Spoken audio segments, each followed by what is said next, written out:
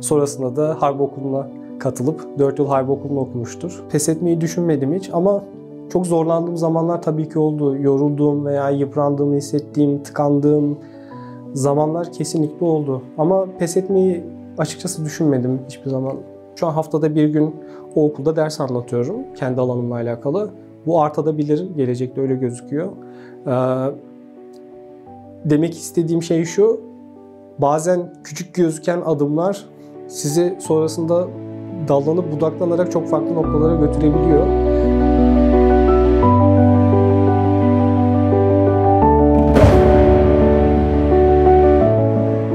Bilal Alesta Yeni Rota programına hoş geldin. Merhaba, hoş bulduk. Dinleyicilerimize Bilal Özden kimdir? Kısaca anlatabilir misin? Tabii, Bilal Özden Ankaralıdır. Babası askerdir, emekli askerdir. 2 kız kardeşi vardır. Annesi ev hanımıdır. Ağrı'da doğmuştur. Sonrasında farklı ülkenin farklı bölgelerinde ikamet edip o ilkokulu, ortaokulu farklı okullarda okumuştur. Sonrasında da harp okuluna katılıp 4 yıl harp okulunu okumuştur. Harp okulunu okuduktan sonra farklı yerlerde görev aldım diyemem. Çok uzun süre çalışmadım çünkü. Sınıf okulunu bitirdim. Sonra Hakkari'ye atandım. Hakkari'de yaklaşık 3-4 ay kadar çalıştım. 3-4 ay sonra açığa alınıp ihraç edildim. Kaç yılında ihraç edilmiştin? 2017 Şubat ayında ihraç edildim. Avrupa'ya gelişin kaç yılıydı? 2019 yılıydı. Yani şu anda 5. yılın bitmek üzere. Evet, 5 yıl oldu. 5 yıldır Belçika'dasın şu anda. Bu 5 yıllık süreç içerisinde entegrasyonu belli bir seviyeye kadar tamamladın. Hatta layıkıyla tamamladığını düşünüyorum. Bu entegrasyon süreci içerisinde neyle başladın bu sürece? Nasıl bir sürecin içerisinden geçtin? Kısaca bahsedebilir misin? Entegrasyon sürecine tabii ki dille başladık. Önce iletişim kurabilmek gerekiyor. Dili hallettikten sonra hayatın diğer aşamalarına geçiş yapıyorsunuz. Önce dille başladık. Sonrasında bir iş yerinde çalışmaya başladım. 2. aşaması sanırım buydu. Sonrasında tabii ki yerleşik hayata geçiyorsunuz. Komşularınızla tanışıyorsunuz. Bu şekilde başladı diyebilirim. Peki dil niçin entegrasyonun ilk aşaması senin için? Niçin çok önemli entegrasyonda? Yerel dili konuşabilmek insanlarla bir başlangıç olarak düşünüyorum. Onlarla iletişim kurabilmek, doğrudan temas edebilmek ve bulunduğunuz yere aidiyetinizi arttırdığını düşünüyorum. Diğer türlü daha okuduğunuz yazıları sokaktaki çok anlayamıyorsanız, alışverişe gittiğinizde ne aldığınızı tam olarak bilmiyorsanız oraya çok ait hissedemezsiniz sanırım. Türkiye'de olsaydın, Türkiye'ye senin gibi gelmiş olsalardı başkaları, onlardan da aynı şekilde Türkçeyi öğrenmelerini bekler miydin?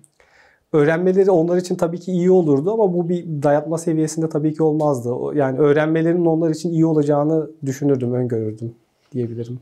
Halihazırda bir mesleğin var ve çalışıyorsun ve mesleğinde de başarılı olduğunu biliyorum. Bu meslek edinme sürecinden biraz bahsedebilir misin? Nasıl gelişti Belçika'da? Tabii.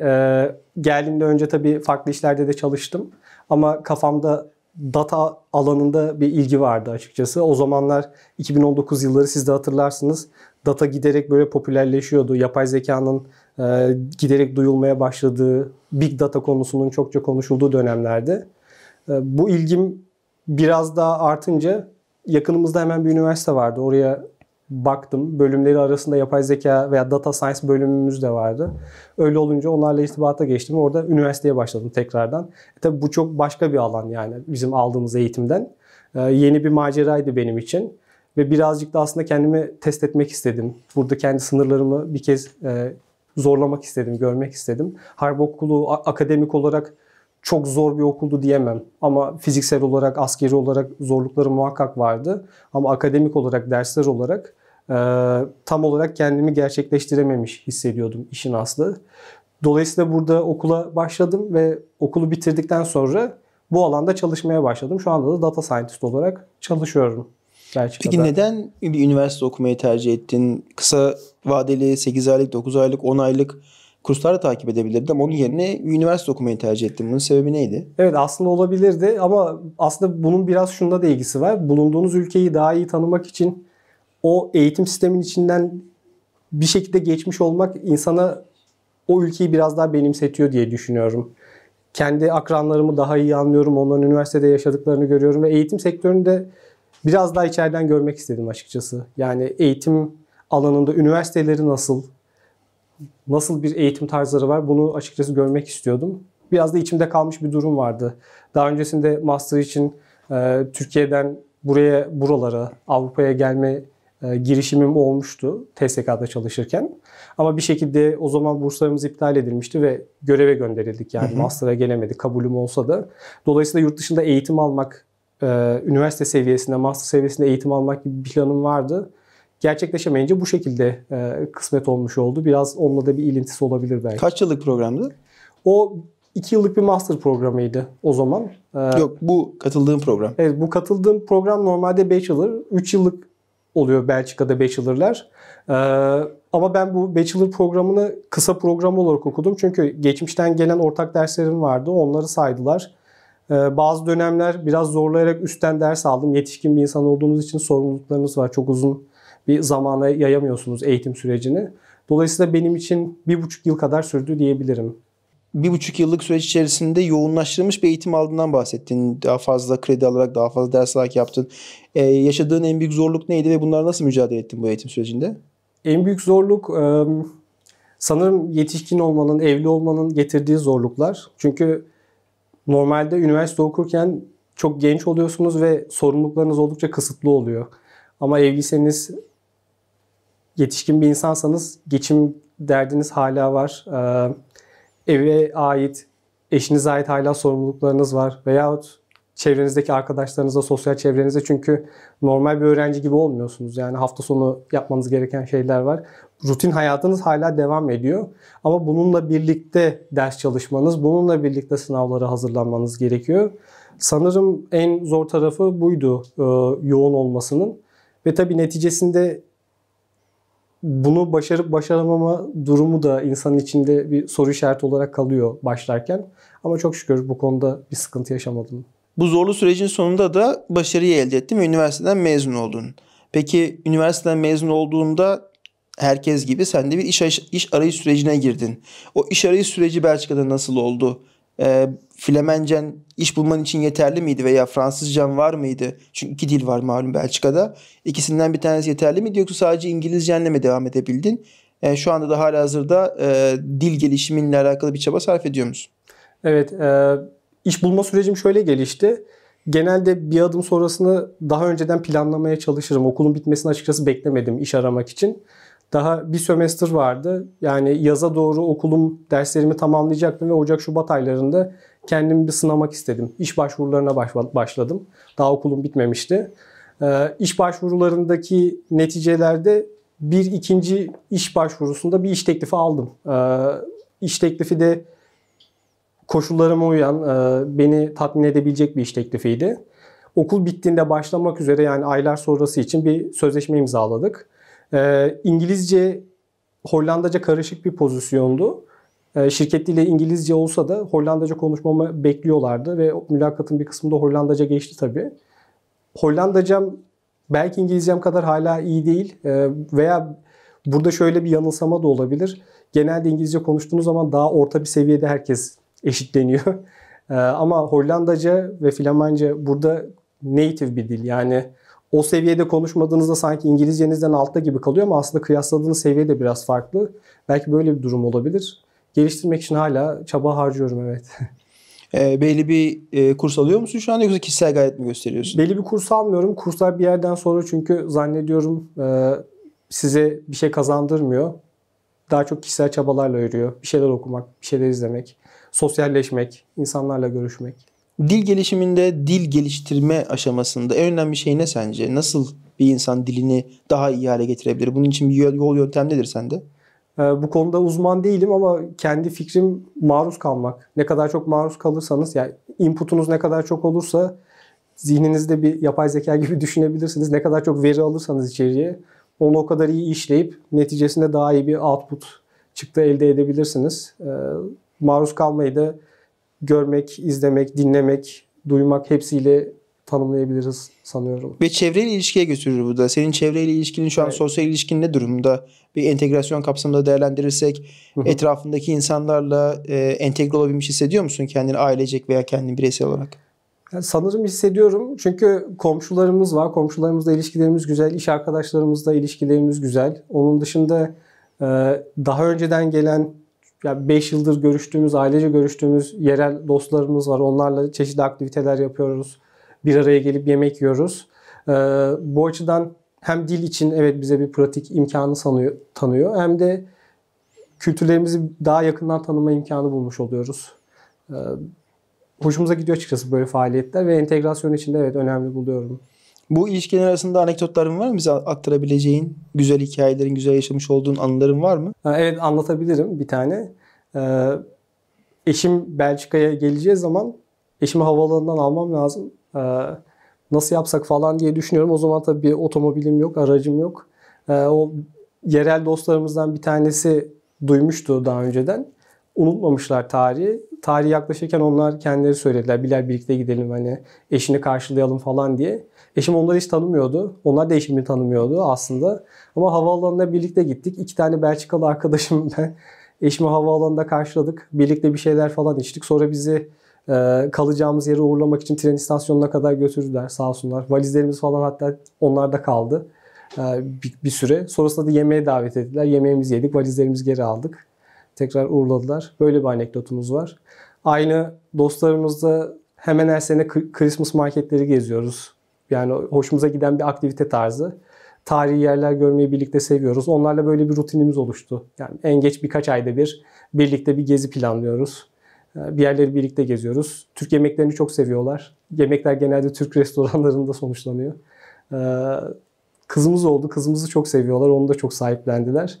Böyle bir anekdottan sanırım bahsedebilirim. Onun dışında komşularımızla da aramız çok iyi. Yine kızımıza çok ilgi gösteriyorlar, alaka gösteriyorlar. Kızın olduğundan bahsettin. Peki bu entegrasyon sürecini eşin nasıl karşıladı? Nasıl zorluklara katlandı? Bir de çocuğunuz olduğu için ayrıca bir zorluğu olmuştur onu diye tahmin ediyorum. Evet, bunu en iyi sanırım o cevaplardı. Ama eşler için de işin tabii ki çok zor yanları olabiliyor. Çünkü eşim Türkiye'de kamuda çalışıyordu, öğretmendi. Burada mesleğini idame ettirebilmesi için gerçekten çok ileri seviyede bir dil seviyesi gerekiyor çocuklarla o iletişimi kurmak için. Bu biraz zaman oluyor ve İngilizce desteği burada bir anlam ifade etmiyor açıkçası. Bu açıdan biraz zorluk yaşadığını düşünüyorum. Direkt birebir kendi mesleğiyle hemen bir uyum süreci gerçekleştiremiyor. Diğer yandan tabii ki geldiği ülkede dil öğrenmenin zorlukları onu da bir yandan meşgul ediyor. Hanımlar daha değişikliklere karşı daha muhafazakar olabiliyorlar bazen. Yani yuva konusu onlar için daha önemli. Daha tedirgin oluyorlar en başlarda sanırım. Ama o da üstesinden gayet güzel bir şekilde geldi. O da çok seviyor şu anda burayı. Dostlarımızla o da yakından temas içerisinde. Dil öğrendi veya öğreniyor mu şu anda? Tabii dil öğrendi. Şu an Flamancı olarak çalışıyor da hatta. Bir çok kreşte. Evet, kreş diyebilir miyim tam bilmiyorum gerçi ama çocukların okul sonrası vakit geçirmek için geldikleri, kaldıkları bir yer. Orada da gözetmen, eğitmen olarak çalışıyor şu anda Flamancı. 1 yıldır yaklaşık. Söylemesen de benim ekleyebileceğim okuduğun üniversiteyi birincilikle bitirmiş olman. Dolayısıyla bir sıfırdan başladığım bir alanda, sıfırdan öğrendiğim bir eğitim alanında, eğitim kolunda bilmediğin veya çok da iyi olmadığın bir dil veya 2 dilin karışımı bir okulda birincilikle bitirmek zor bir durum. Ama bunda benim merak ettiğim ise daha önce almış olduğun harp okulu eğitimi ve onun sonrasında az da olsa çalışmış olduğun TSK'daki görevlerin. Bunların o eğitimine herhangi bir katkısı oldu mu sence? Evet, o eğitimlerin kesinlikle çok katkısı oldu. Herhangi birden oldukça fazla, yani çok katkısı olduğunu düşünüyorum. Bunu hatta zaman zaman eşimle de konuşuyoruz. Acaba bize neler kattı? Yani ondan üzerimizde kalanlar neler, hala faydalanabiliyor muyuz falan diye konuştuğumuzda onun da fikirlerini alıyorum. Yakın zamanda konuştuğumuzda şöyle bir şey geçmişti. En çok kattığı şey sanırım düzen, tertip, planlama, bunları hayatın hangi aşamasına entegre etseniz orada size gerçekten bir atılım sağlıyor. Okul aşamasında da böyle oldu. Derslerimi oldukça düzenli götürmeye çalıştım. Çünkü dediğim gibi zamanını çok iyi yönetmem gerekiyordu yetişkin biri olarak okurken. Ve çok fazla kredi alıyordum bir sene içerisinde. Ortalamanın üzerinde kredi alıyordum. Bu planlama, düzenleme, onları sıkı sıkıya takip etme, disiplinli bir şekilde ilerleme eğer olmasaydı sanırım okulu hem bu şekilde bu başarıyla bitiremezdim hem de bu kadar hızlı bitiremezdim. Belki de bitiremezdim. Çünkü bitiremeyen de çok arkadaş oldu. En çok kattığı şeyler sanırım bunlar ve bunlar sadece okulda da sınırlı değil. Çalışma hayatıma da çok ciddi etki etti. O size kattığı bir olgunluk, ciddiyet oluyor ve bu ciddiyet çoğunlukla takdirle karşılanıyor, hoş karşılanıyor işverenler tarafından. O zaman şunu söyleyebilir miyiz? Sen aslında sıfırdan başlamış olsan dahi geçmişindeki CV'nin aslında senin için çok büyük bir temel oluşturdu. Onlara yokmuş gibi davranmak da bu başarılarında çok da doğru olmayacaktır. Onların üzerine kattığın bir başarıdan bahsediyoruz. Doğru mu? Tabii kesinlikle sıfırdan başlamıyorsunuz. Hatta eğer bunu kullanabilirseniz çok size katkıları oluyor. Ben danışman olarak çalışıyorum. Zaman zaman çalıştığım firma benim CV'mi kendi müşterilerine gönderiyor.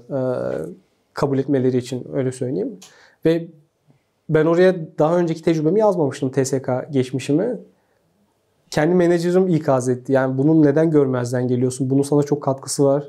Bu her zaman hoş bir şeydir. Bunu muhakkak yaz falan diye.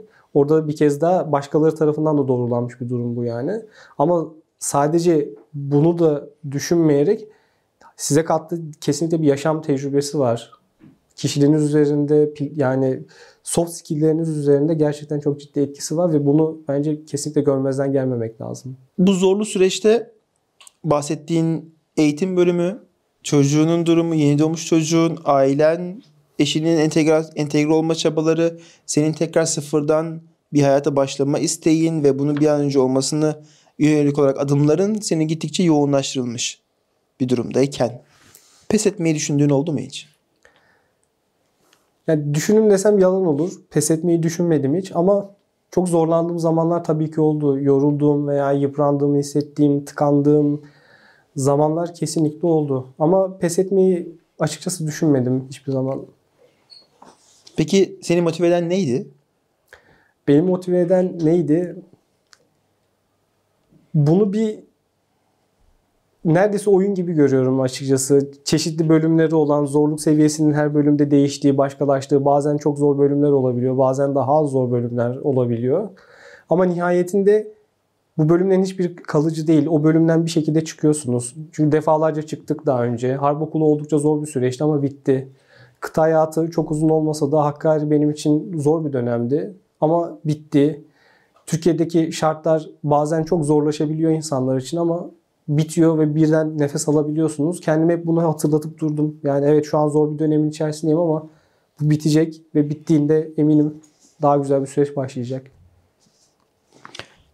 Şimdi aynı zorlukları yaşayan insanlar var. Buraya gelmiş olan, Türkiye'den buraya zorunlu olarak veya expat olarak gelmiş olan insanlar var Türkiye'den geldiklerinde. Veya burada okuyan, üniversite okuyan gençlerimiz var Türkiye'den bir şekilde buralara gelmiş olup. Bunlara yapabileceğin tavsiyeler var mı? Hem bir üniversite okumuş hem de bu hayatta burada sıfırdan tutulmuş bir Türk olarak. Şöyle tavsiyelerde bulunabilirim. Kesinlikle sosyalleşmelerini tavsiye ederim. Network her zaman çok önemli. Diğer başka söyleyecek bir şey olarak topluma entegre olma açısından dili kesinlikle çok önemli buluyorum. Çok iyi İngilizce konuşuyor olabilirsiniz. Ama şu anda yerel dilleri konuşmak her zamankinden daha önemli gibi duruyor. İnsanlar bunları çok önemser hale geldiler. Onlar önemsemese bile iletişim yerel dilde gerçekleştiğinde karşınızdakiyle daha iyi bir yakınlık kuruyorsunuz. Öyle gözlemleyebildiğim kadarıyla. Sanırım en büyük tavsiyelerim bunlar olacaktır. Ve en önemlisi sanırım kendileri olmaları, doğal olmaları, kişiliklerinden ödün vermelerine, başkalaşmalarına, burada farklı bir tarza bürünmelerine hiç gerek yok. Yani insanlar her zaman oldukları gibi kabul ediliyorlar zaten. Ve onları değerli kılan, özel kılan da o kendi beraberinde getirdikleri değerleri, kimlikleri, tarzları oluyor açıkçası. Meslek hayatının içerisinde hem bir danışmanlık görevinden bahsettin. Hem de bildiğim kadarıyla şu anda bir üniversitede öğretim üyeliği yapıyorsun geçici zamanlı olarak anladığım kadarıyla. Bununla alakalı tecrübelerini, orada edindiğin birikimleri, tecrübeleri kısa zamanda da olsa edinmiş olduğun tecrübeleri aktarabilir misin genç arkadaşlarımıza, üniversite okumak isteyen arkadaşlarımıza? Bu konuya şöyle yaklaşacağım müsaadenizle. Olay aslında her şey okulu okumamla başladı. Yani o okulu okuduktan sonra o bana bir meslek kapısı açtı. O meslekte çalışırken, danışman olarak çalışırken birden bir mail aldım, mesaj aldım LinkedIn'den ve dediler ki ya Bilal, işte eski hocalarımdan bir tanesi, bölümü yöneten hocamız. Bizim bölümümüzde ders anlatmayı düşünmez misin? Hani seni okulumuza davet etsek falan dedi. Ondan sonra tabii ki benim çok hoşuma gitti bu teklif. Çok ciddi yaklaştım. Kabul ettim. Şu an haftada bir gün o okulda ders anlatıyorum. Kendi alanımla alakalı. Bu artabilir. Gelecekte öyle gözüküyor. Demek istediğim şey şu. Bazen küçük gözüken adımlar sizi sonrasında dallanıp budaklanarak çok farklı noktalara götürebiliyor. Buradaki deneyimim şöyle gerçekleşti. Her zaman iyi ilişkilerimiz oluşmuştu hocalarla öğrenciyken de, ama bunları tabii ki ben bir beklenti karşılığında yapmadım. Her zamanki halimle, yani bir asker gibi aslında, ama asker gibi olmalıyım diyerek de değil. Yani içimize işlemiş şeyler sadece. Her zaman hocalarla çok saygılı ve seviyeli bir ilişkim vardı. Zaman kısıtlarına uyarak hep ödevlerimi teslim ettim. Takım çalışmasında takım arkadaşıma bana düşen görev neyse ona uygun çalışmaya çalıştım ve neticesinde bu bana çok farklı bir şekilde geri döndü. Yani okuldan sonra başka bir işte çalışıyorken öğretmenlik teklif ettiler. Böyle bir deneyimim oldu. Dolayısıyla her zaman izlendiğimizi tahmin ediyorum. Bizi çok iyi gözlemliyor insanlar. Yabancı bir ülkedeyseniz ve yabancıysanız insanlar sizi böyle dört gözle izliyorlar yani. Ve orada da hiç utanmadan, sıkılmadan kendiniz olarak, kendinize barışık bir insan olarak burada ne yapabilirim, buraya nasıl faydalı olabilirim? Bu soruların peşinde ilerlerken birden kendinizi zaten güzel şeylerin içerisinde buluyorsunuz. Peki senin için başarılıyken şöyle özetleyebilir miyiz? Hiçbir bilmediğin alanda bile sıfırdan başlayıp çok iyi bir noktaya gelebilirsin. Oradaki en önemli şey disiplin ve çalışmak. Disiplinli şekilde çalıştığın takdirde amaca matuf belirlemiş olduğun hedefe çok rahatlıkla ulaşabilirsin. Hatta normalden biraz daha fazla gayret gösterip normaldekinden çok daha kısa sürede gelebilirsin. Ve buradaki en önemli şeylerden bir tanesi de her zaman bulunduğun yerde yapman gerekenleri yaparken etrafındaki network'le beraber, çevrendekilerle beraber katarak yapmak.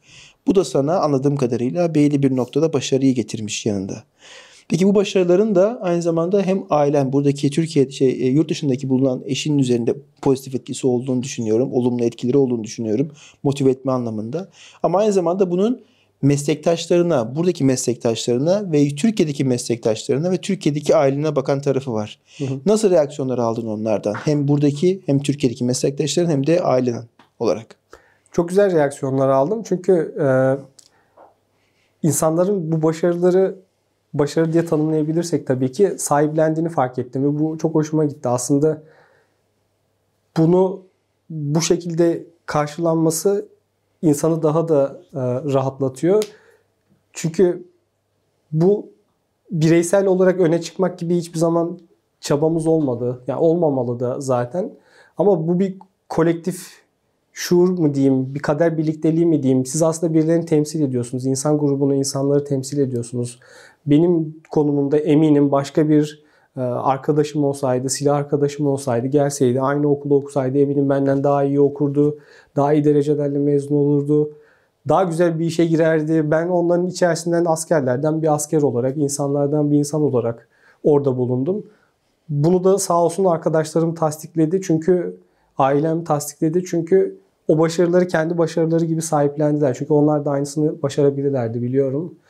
Bu başarının sahiplenilmesi, hala bağlarımızın bir arada olduğunu, sıkı sıkı birbirimize gönülden bağlı olduğumuzu bana hissettirdi. Bu açıdan da evet, çok memnuniyet duyuyorum. Çok mutluyum.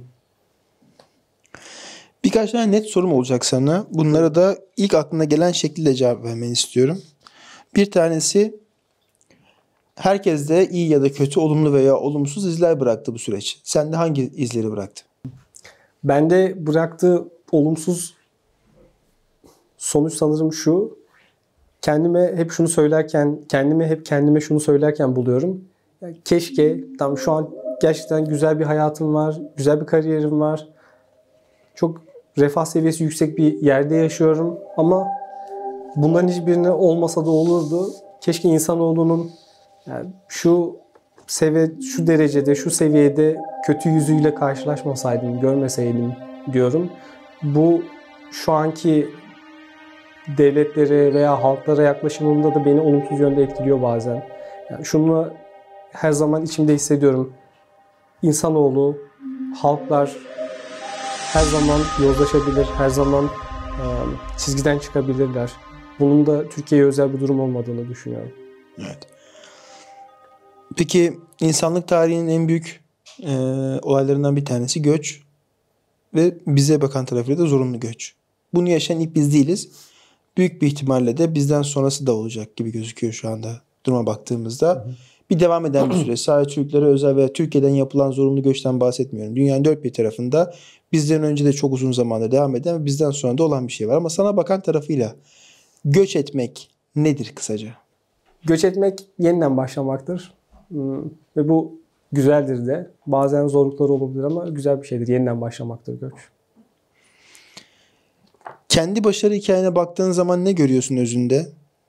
Ne var? Yola devam etmek. Yani evet, düşebilirsiniz, kalkıp devam edersiniz. Bazen önünüze engeller çıkabilir. Nefes nefese kalırsınız ama devam edersiniz. Maksat durmamak, yola devam etmek. Şimdiye kadar toplamda 5 yıllık bir yurt dışı süreci mi var? Bu süreç içerisinde sana kattığı, senin kendine aldığın en büyük kazanımın ne oldu? Biraz rahatladım sanırım. Çünkü Türkiye'de bulunurken meslek grubumuzda da tabii bunun yani daha çok hissediliyordu. Daha gergin ortamlarda çalışıyorsunuz, daha streslisiniz ve kişiliğinizi çok sınırlı ölçüde yansıtabilirsiniz işinize. Çünkü o yaptığınız iş çok kalıp bir iş. Yani o gömleği giydiğiniz zaman o gömlek kalıbı içerisinde hareket etmek zorundasınız. Kendi yorumunuzu, kişiliğinizi buna çok sınırlı ölçüde yansıtabilirsiniz. Burada sanırım o açıdan çok rahatladım. Daha rahat hareket edebiliyorum. En net kazanımım sanırım, en net katkısı bana bu oldu. Ailen ve sen kendini güvende ve huzurda hissediyor musun Belçika'da? Kesinlikle evet. Entegre olmuş hissediyor musun? Entegre de olmuş hissediyorum. Ama bunun sınırı yok. Daha da olmak gerekir tabii ki. Burada Avrupa'da bulunduğun süre içerisinde şu anda 5, ileride 15, 20, 25. Ömrün ne zaman vefa ettiyse bu kadar zaman süre içerisinde burada bulunmaya devam edeceksin.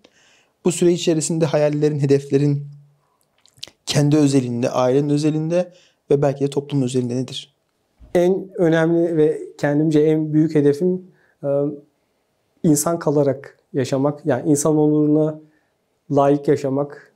Bunu sonuna kadar götürebilmek ve bunu gerçekten haddinden fazla önemsiyorum. Çünkü bazen bu çok zorlu sınamalara tabi olabiliyor ve o sınamaları geçmek her zaman çok kolay değil. Bunu korumak ilk hedefim. Onu net söyleyebilirim. İyi bir insan olmak yani özünde. Diğeri de kızımızı çok güzel yetiştirmek. Sanırım her şeyden önce o geliyor. Bazen şöyle hissediyorum çünkü yani ne kadar uğraşırsak uğraşalım bizler yetiştireceğimiz insanlar bizim her zaman birkaç adım çok daha fazla adım önümüze geçebilirler. Yani biz onların ulaşabileceği yerlere ulaşamayız. Aslında bence böyle de olmalı. Yani her nesil bir önceki nesli geçmeli, onun ilerisine gitmeli. Benim de bu nesli yetiştirmek için ona uygun bir ortam hazırlamak gibi bir sorumluluğum var. Kendimi en çok o noktada sorumlu hissediyorum. Yoksa kendi başaracağım, yapmam gereken hedeflerim bunlar şunlardan çok. Evet, onlar yan iş gibi devam ederken asıl mevzu burada benim için daha büyük, daha uzun nesiller için onlara uygun ortam hazırlamak. Hem okulda hem kızım için. Evet. Aslında demin dediğin gibi iki tane farklı yönü var senin bu söylediğin şeyin. Bir kendini üniversite öğretim üyeliğin anlamında oradaki okulda tüm gençleri kapsayacak şekilde yapmış oldun. Bir de kendi kızından bahsettin. Bu da çok değişik bir perspektif getiriyor senin hayatına. Farklı sorumluluklar yüklüyor gibi düşünüyorum. Bu anlamda senin için de güzel bir şey aslında. Sorumluluklar ağır olsa dahi. Peki tekrar geri dönecek olursak eğer mesleğine bakalım bir de. Çok güzel bir zamanında mesleğine yeni başladığın dönemlerde kötü talihsiz olaylarla karşılaştın ve belki de önünde çok değişik hayallerin varken, ulaşmak istediğin hedeflerin varken ihraç edildin.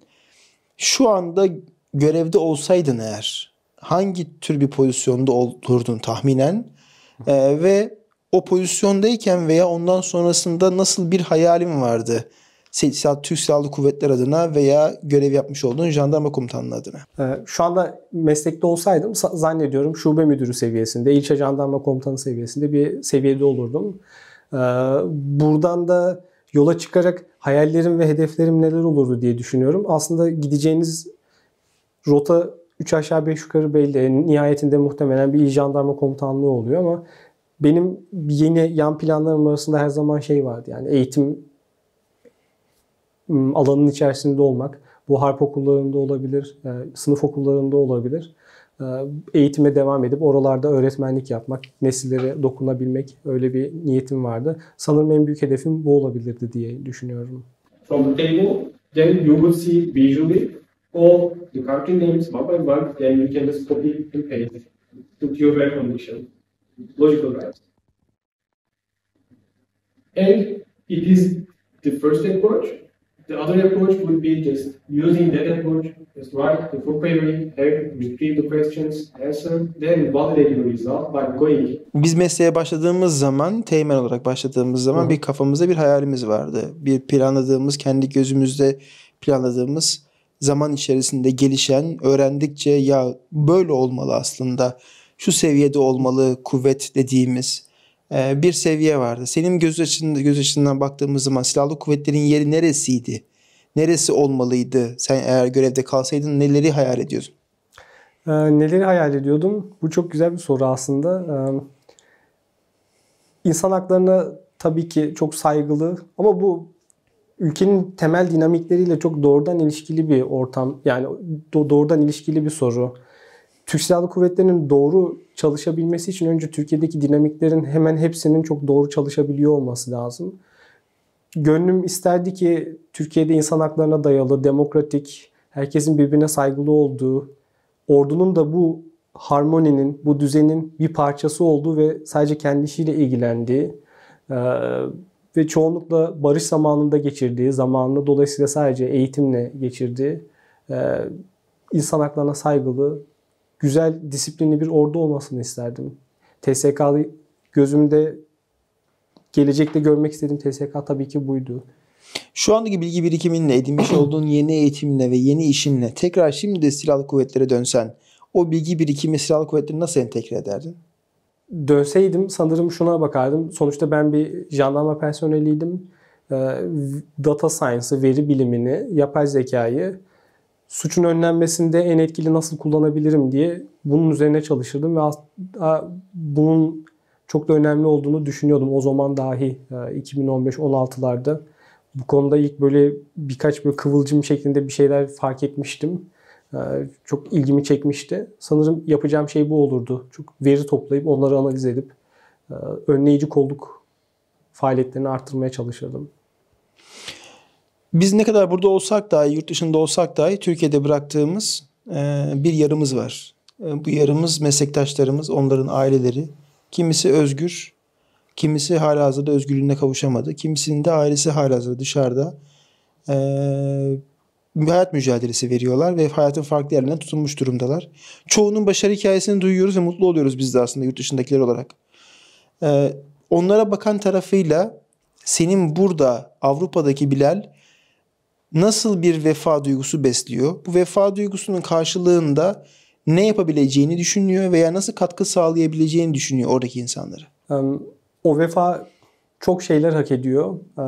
O vefanın altından kalkabilmek gerçekten çok zor. Ama kendimce yapabildiğim kadarını söyleyeyim.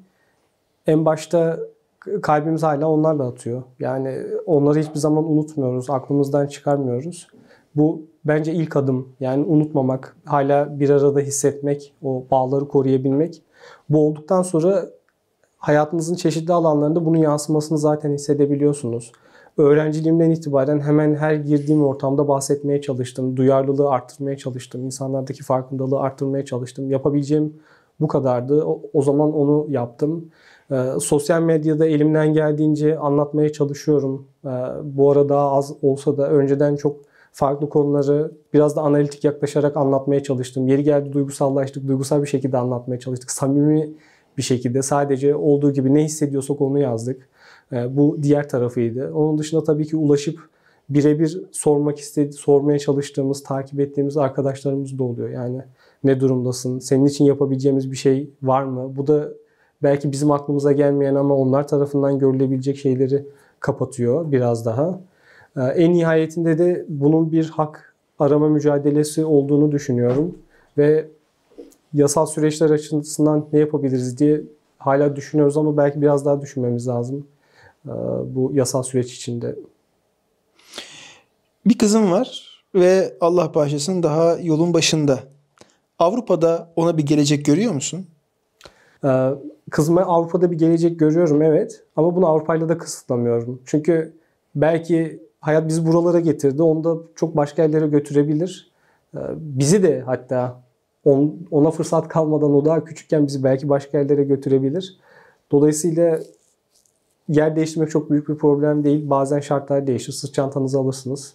Tekrar yola çıkarsınız yani. Bu onun için de böyle olabilir. Peki buradaki eğitim şartlarına baktığın zaman ve aynen dediğin gibi yer değiştirmek bu kadar kolayken Türkiye'de bulunan meslektaşlarımıza veya onların çocuklarına veya onların çocuklarına, ailelerine bu değişikliği tavsiye eder misin? Onların da buralarda bu eğitim seviyelerine ulaşmalarının onlara fayda sağlayacağını düşünüyor musun? Kesinlikle düşünüyorum. Buradaki imkanların hatta daha fazlalığını keşke onlar daha çok istifade edebilselerdi. Kala kala işte benim seviyemde, benim gibi insanlara kaldı diye düşünüyorum. Çünkü çok daha nitelikli, çok daha zeki silah arkadaşlarımız vardı, tanıdığımız insanlar vardı. Onların hakkını daha iyi verebileceğini düşünüyorum buralarda olsalardı ve onlar için de her zaman bu yönde temennilerde bulunuyorum açıkçası ve bu konuda bir tavsiyede bulunmam gerekirse evet tavsiye ederim. Ama şunu da bir kenara koyuyorum tabii ki. Herkesin kendine ait durumları ve özel sebepleri olabiliyor. Sadece ortama ayak uydurmak. Yani eğer yurt dışına çıkıp yerleşebilir miyim? Acaba orada çalışabilir miyim? Orada okul okuyabilir miyim? Diye bir soru işaretleri varsa ve tek sorun buysa kesinlikle yapabilirler, yapmalılar diyebilirim. Vatan ne senin için? Vatan özgürlük benim için sanırım. Peki Türkiye bayrağını gördüğün zaman ne hissediyorsun? Türkiye bayrağını gördüğüm zaman ne hissediyorum? Bir hüzün hissediyorum. Ama bu hüzün keşke böyle olmasaydı diyorum. Yani daha da bir şey diyemiyorum sanırım. Böyle olmak zorunda değildi diyorum ya da sanırım. Üniformalı fotoğraflarını görünce ne hissediyorsun? Üniformalı böyle hoş bir seda olarak geçmişten geliyor böyle. Hani öyle hissediyorum üniformalı fotoğraflarımı gördüğümde. Gurur duyduğum şeylerdi. Ya diyemem, hani güzel şeylerdi ve bana özellikle silah arkadaşlığı olarak çok büyük bir katkısı olduğunu düşünüyorum. Bizi biz yapan şeyler aslında çok büyük etkisi var. O üniformanın, o yaşadığımız zamanların, harp okulu olsun, kısa da olsa benim için en azından kıta dönemi olsun. Üzerimize çok büyük bir etkisi var. Bir pişmanlığım yok. Kesinlikle kötü şeyler hissetmiyorum. Veya nereden girdim şu işe, keşke okumasaydım demiyorum. Bir daha olsa yine okurum. Yani deseler ki hani harp okuluna gideceksin. 30 yaşımda, 32 yaşımda tekrar gidip aynı devre arkadaşlarımla tekrar okuyabilirim bir 4 yıl daha. Peki yarım kalmış bir şey var mı sende? Yarım kalmışlık, evet eksik bir şey var. Yani şarkıda da söylediği gibi eksik bir şey var. Ama bu eksik şeyi tanımlamak çok zor. Çünkü olay çok büyüdü. Çok basit tanımlamalarla geçiştirilemeyecek kadar ciddi bir husus olduğunu düşünüyorum Türkiye'deki şartların. Ama evet, yarım kalmış bir hikaye olduğu doğru. Yarım kalmış hikayenin çocuğun tanımlamasını ister miydin?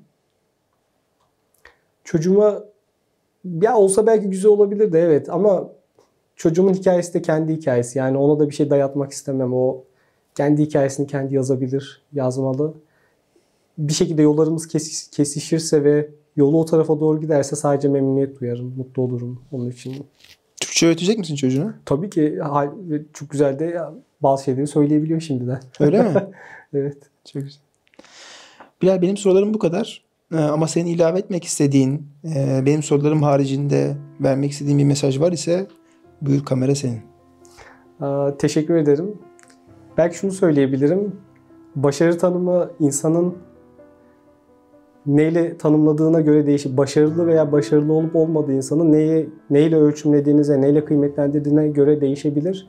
Bence en büyük başarı şu anda bu devirde gizli kahramanlarda. Yani birisine bu başarıyı gösteremeyeceği halde o insan kalma onuru için, insan onurunu yaşatmak için, insan kalarak yaşayabilmek için bazen çeşitli şeylere katlanabilen, özgürlüğünden olan, işinde olan, çeşitli cefalara katlanan insanların başarılı olduğunu düşünüyorum. Yani bana göre başarı budur. Buna hiçbir riya karışmamıştır, hiç kimseye gözükmemiştir. Hatta bu kimse ona bunun için aferin dememiştir ama onun doğru olduğunu bildiği için yapmıştır. Bir başarıdan bahsedebileceksek sanırım en büyük başarı budur. Alesta olarak Yeni Rota programına gelip konumuz olduğun için çok teşekkür ederiz Alesta ekibi adına. Ve bu değerli söyleşiyi, değerli programı takip eden dinleyicilerimizden edindikleri, başarılarına edinmiş oldukları çeşitli katkılardan dolayı da onlar adına tekrar teşekkür ederiz. Yolun bahtın açık olsun, yeni rotan açık olsun, başarıların daim olsun. Teşekkür ederim ben davet ettiğiniz için. Bitti mi? Çıkartabilir miyim? Teşekkür ederim.